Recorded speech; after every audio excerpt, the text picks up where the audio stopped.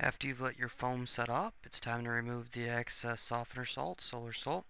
Shake off what's loose, then place your entire foam piece in a large vat of water, completely covered, and weigh it down so it doesn't float up on you.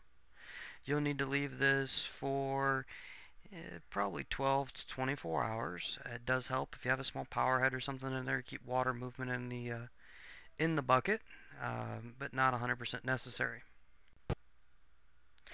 After you've removed your piece from the water and let it dry, it's time to get it ready to go in the tank. We're going to go ahead and apply a nice thick bead of silicone all the way around the perimeter. We'll need to apply silicone to the center section and any areas that may be open due to rock or something you've attached on the front. You should silicone around those areas for a nice seal too. This will keep the smaller critters, fish, extremely small fish, from getting in behind your backdrop and stuck between the backdrop and the glass. You'll also notice here, if you look at the top edge of this piece, I've already gone ahead and epoxy and sand coated that edge as well as the edge that you can't see facing away from me right now, which would be the side going towards the side of the tank. It makes it easier if I have this prepped in advance because I'm actually going to epoxy coat this in place in the tank. Now if you're doing this outside of the tank, you can epoxy and sand the entire piece first and then place it in the tank. The advantage to doing it this way, since I'm using multiple pieces to create one solid backdrop, was that I could place them in the tank, epoxy them, and hide the seam between those pieces. As you can see, never hurts to go a little overboard with that silicone. Don't underestimate how buoyant these foam pieces can be. Also, if you have any small holes around some small rocks, you'll see right here I'm siliconing those in. Again, keeping small fish, hectors, gobies, and such out from behind the backdrop. On the first project I didn't do that. I did have that issue and ended up having to figure out how to handle it after it was already in the tank. Now that I've got everything ready, I'm going to go ahead and set it in place. I've got the tank laying on its back. I've got my piece siliconed. I'm going to set it down in. And then we're going to make sure we've got it lined up. So we want everything kind of set. We want it all lined up so that it's square, because once you get the silicone in, you can take it back out. It's still removable, but it's going to take some work. Now we cut it all to fit underneath our overflow we built earlier. Should fit nice and snug. There we go. You can see it better and get that bag out of the way. It kind of lays in there just about where we want it. And check the fit, and then we're going to press on it everywhere we've put silicone, just to make sure that silicone's pressed to the glass, it spreads out, and gives us a nice area for adhesion.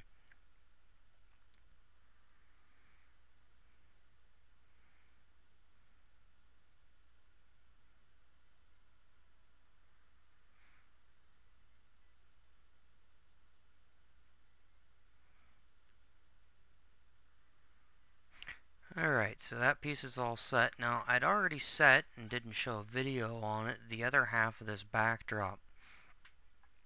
That's the side that was tapered down, opposite the overflow. Tapers kind of down towards the end of the tank to give us that shelved look that I wanted. So here we'll see this is how it sets in the tank. There's it is, the overflow. And there's the other piece. And you can see there's a very clear seam. Now, we did our best to blend that earlier. But as we go ahead and epoxy and sand coat it, we'll fill that. You could also apply some pond foam at this point, throw a little rock salt on it or solar salt, let it set up, and then go. This next step I've gotten fast forward because it's a very long process. We've got our epoxy mixed up, very straightforward, using our 2-part. We're brushing it in. I've got some cheap paint brushes that I'm using here.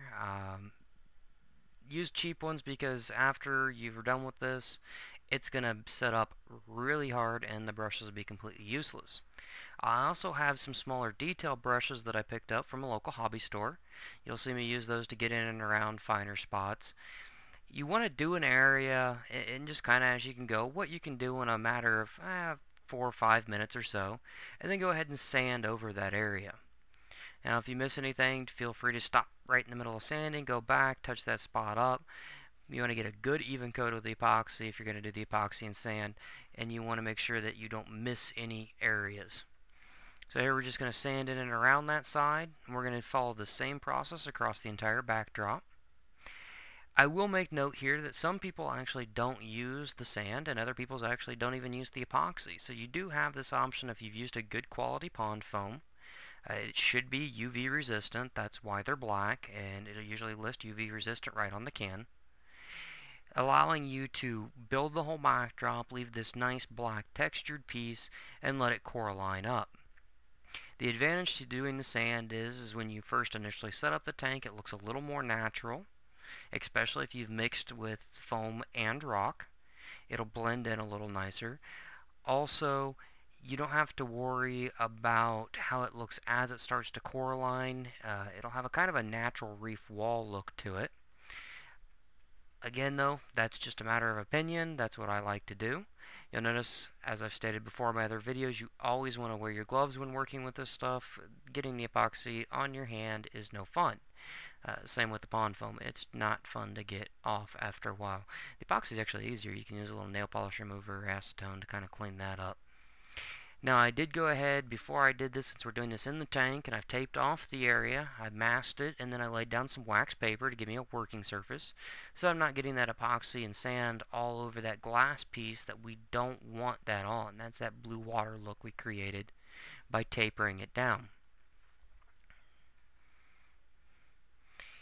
If you're doing this, especially on a larger backdrop or a two-part backdrop like I'm doing here, give yourself plenty of time, or be prepared to do it in sections. We're fast forwarding through this, but just this small area here probably took about 15 to 20 minutes to actually get in there and get all that mixed up. Stop, mix more epoxy, and apply it to the backdrop. After you've finished getting everything epoxied and sand coated, you're going to leave it sit to overnight before you come back to the project. So with that said, this is part 3 of our foam backdrop build thread. I want to say thank you for joining us yet again.